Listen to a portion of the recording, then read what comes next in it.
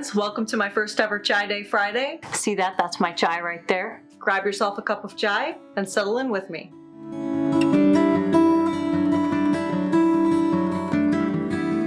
This is a weekly segment where I'll drink and spill tea on a subject that y'all asked me to talk about. This week's subject is one that's very near and dear to my own heart, and it's one that may also trigger viewers. So I'm going to give you a trigger warning here for eating disorders because I'm going to discuss my battle with anorexia, binge eating disorder, and exercise bulimia. So I'll give you a minute to decide whether or not you want to proceed.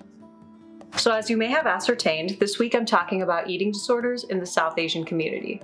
According to ANAD, eating disorders affect at least 9% of the population worldwide. You may know someone or have struggled yourself with an eating disorder. Eating disorder cases are unfortunately on the rise worldwide. I don't want to speak for anyone else, so this video is to talk about my own experience and discuss ways in which we can change this. I also want to apologize in advance in case this video seems haphazard because there's just so much to discuss when it comes to this topic. Alright, so let's start at the beginning of my own story and struggle with eating disorders. My story starts with a small seed that was planted in the 3rd grade. My sister and I shared a room, and we had bunk beds. I slept in the bottom bunk and she slept in the top. I was snoozing in my nightie and shorts, and you roll around a bit in your sleep, so my nightie kind of rolled up, exposing my stomach. My mom walked into the room as I was waking up and she said, "Oh, Swasti, you have a very nice stomach." And I started freaking out and I pulled my nightie down because I didn't know what she was even talking about. I was in the 3rd grade. What does it even mean to have a nice stomach? Although that was a compliment, that was probably the first time I started becoming aware of my body and what it meant to have a nice body. Fast forward to middle school and I started playing soccer, and you wear shorts to play soccer, of course, and my dad would call me Thunder Thighs.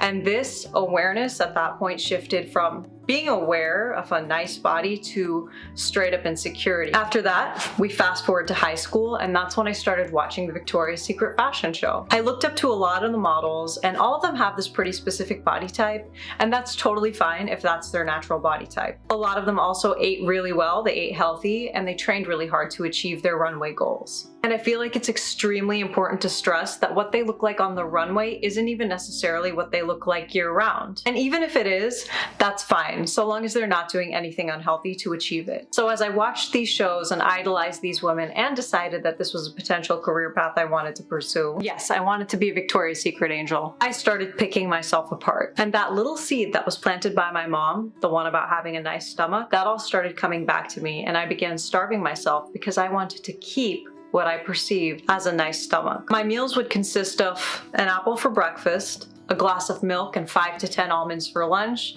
and half a roti and a small bit of sabzi for dinner. I also started going to the gym, and I would run on the elliptical for an hour and a half every day in an attempt to burn more calories than I had eaten, which wasn't very many to begin with. I remember how hungry I was. My stomach would hurt, it would be growling, and I would just chew gum in an attempt to control it. I'd cry in my room, but I would tell myself that it was all worth it because I would be able to look the part that I wanted to play so badly. To put in perspective how unhealthy this was, I'm 5'9" and I ended up weighing 109 pounds. When I went to my doctor for a physical, I would wear these big baggy sweatshirts and load the pockets with heavy items so I didn't have to hear a lecture about how unhealthy I was being. And this is because I thought I looked great and I thought I felt great because I received plenty of validation. My mom and other relatives around me would praise my size and say, "Oh my gosh, look how skinny you've gotten." And I took this as a compliment. I remember that during my senior year in high school, I was partaking in a rehearsal to prepare for a dance that we were going to perform at our school rally. And this girl was there with her friends, and they were watching us teach everyone else who wanted to learn how to do this dance. And she leaned over to her friend and she whispered, "Oh my gosh, that girl's so skinny." And I remember thinking to myself, "Oh yeah, this is so great. This is how I'm going to make sure that I stay forever."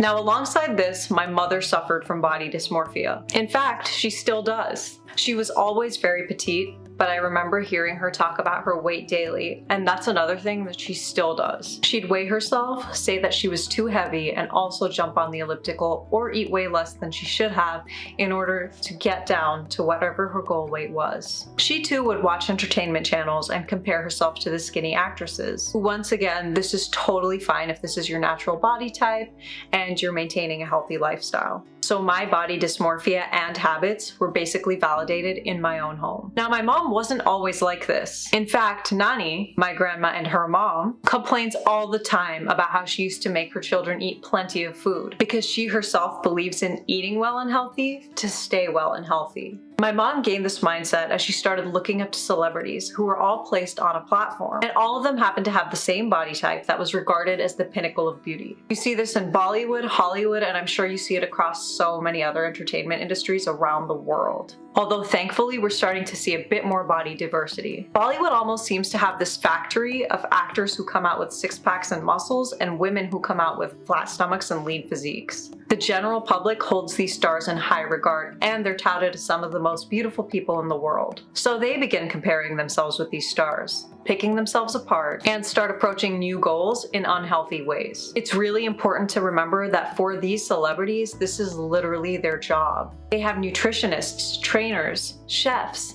and sometimes doctors administering steroids to help keep them in tip-top shape. Is it possible for you to attain what you consider to be your best physique without this help? Sure it is, but it'll take more time and consistency, and it is very important to remember that genetics play a huge factor because all bodies are different. So now we're gonna hop right back into my storyline. This is what I meant by haphazard. Post high school, I got into Boston University and I decided that I was gonna keep this 109-pound frame, so I continued starving myself. That is, until I ate my very first Boston cream donut. And then it was binging time. I started eating everything that I had deprived myself of. I probably gained around 40 pounds and I started hating my body again. And on top of that, because of all the binging I had been doing, senior year, I got tired of eating again. I'm not sure what it was, but I was mentally just exhausted by eating. The very taste of food or thought of eating made me sick. I ate like maybe a cookie and a cup of Panera mac and cheese and called it a day. I started losing weight again. My hip bones were visible and so were my ribs,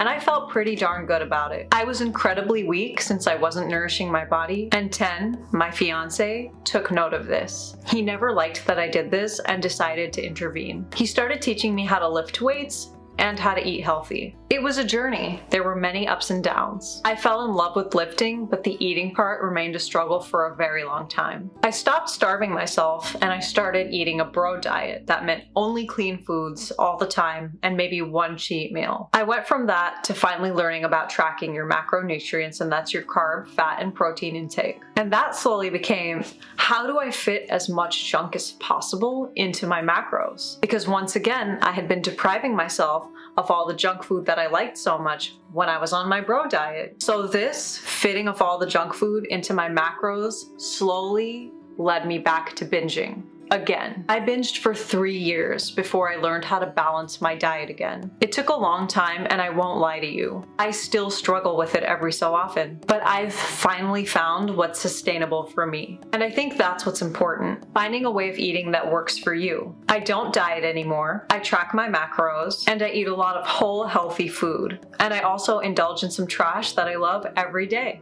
I eat 80% healthy and 20% junk. And that's the way I like it. I also don't overdo the cardio anymore. I lift weights 6 to 7 days a week depending on how I'm feeling, and I do cardio 2 to 3 days a week. But I never do anything too intense. So now that I'm done rambling about me, let's talk about what we need to do when it comes to addressing eating disorders. In the South Asian community, it's fairly common for people to arrange marriages via websites like Shadi.com. And I've noticed that the biodata for most women includes mention of fair and slim. And fair is its whole own Chai Day Friday video that I'm going to talk about very soon. Women are often told that they won't be able to find a good husband if they're overweight. They're also often shamed for their choice of clothing by their loved ones, because they're told that apparently they don't look good in these clothes, because these clothes are only suitable for skinny women, which is complete and utter nonsense. Wear whatever the heck you want and love yourself because you are amazing. I think in order for us to change this mindset, we need to change the dialogue. When we hear a friend or family member shaming another person for what they choose to wear, because according to said friend or family member, the clothing doesn't look good on that person's body type, we need to speak up and tell them that this is unacceptable behavior. We can't allow other people to be shamed for their body type because all bodies are beautiful. The only way we're going to change this toxic trait that's very prevalent in the South Asian community is by facing it head on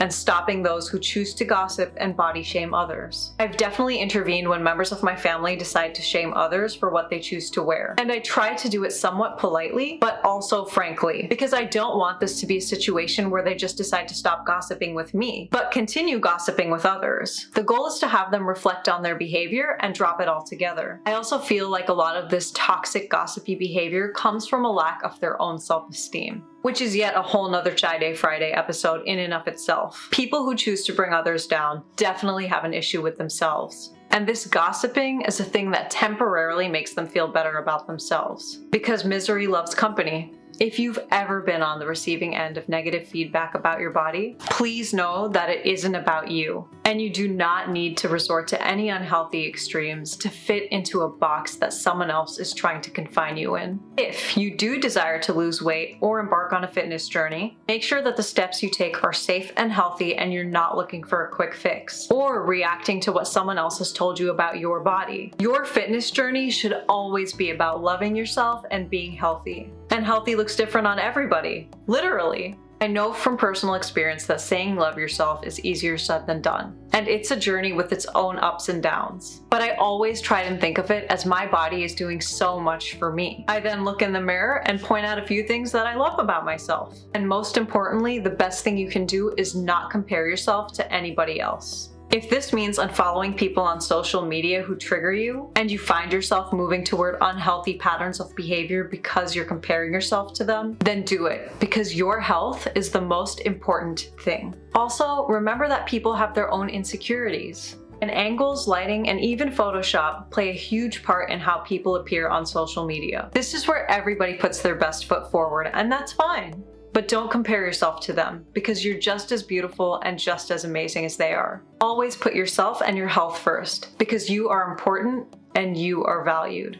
Starting your journey towards self-care and self-love can be tough, especially if you've been suffering with an eating disorder. But remember that you're not alone. So many people are going through this right now, and so many others have suffered with it and made it through to the other side. And I know you can too. My DMs and comment section are always open if you need to chat with someone else who has gone through this. That concludes this Chai Day Friday. Thank you so much for being here, and I'll see y'all next week. If you or a loved one are suffering from an eating disorder, please visit the National Eating Disorder Association at www.nationaleatingdisorders.org. You can also call or text 1-800-931-2237. There's also an online chat service. For crisis situations, text NEDA, N-E-D-A, to 741-741. This will connect you with a trained volunteer at the crisis text line.